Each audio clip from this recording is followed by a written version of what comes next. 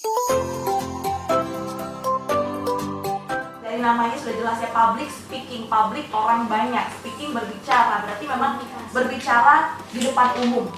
Kemudian pesan, ini informasi yang disampaikan. Kemudian salurannya apa? Salurannya bisa melalui, sekarang ada online, ada Zoom. Kalau saluran sekarang hari ini kita langsung, ya, ini salurannya. Ini medianya, kakak untuk sharing informasi melalui TV LED ini, melalui laptop itu salurannya.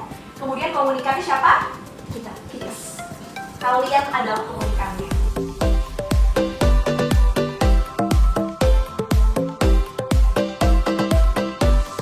Selamat sore semuanya, perkenalkan nama saya Putu Aksita Cika Banuwati, biasa dipanggil Cika. Saat ini saya masih menduduki bangku kelas 6 SD Cisbali. Saya berumur 11 tahun, lahir pada tanggal 25 Februari 2010, tepatnya di Kota Bandung. Selain bersekolah, saya memiliki aktivitas lain yaitu latihan modeling, latihan menari, dan juga latihan public speaking. Terima kasih.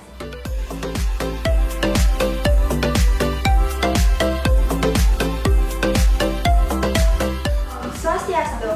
Halo, perkenalkan nama saya Putri Nena Chandriwi. Perkenalkan nama saya Madera Dapat Nari Wijaya. Perkenalkan nama saya Putu Aksita Cika Banuwati.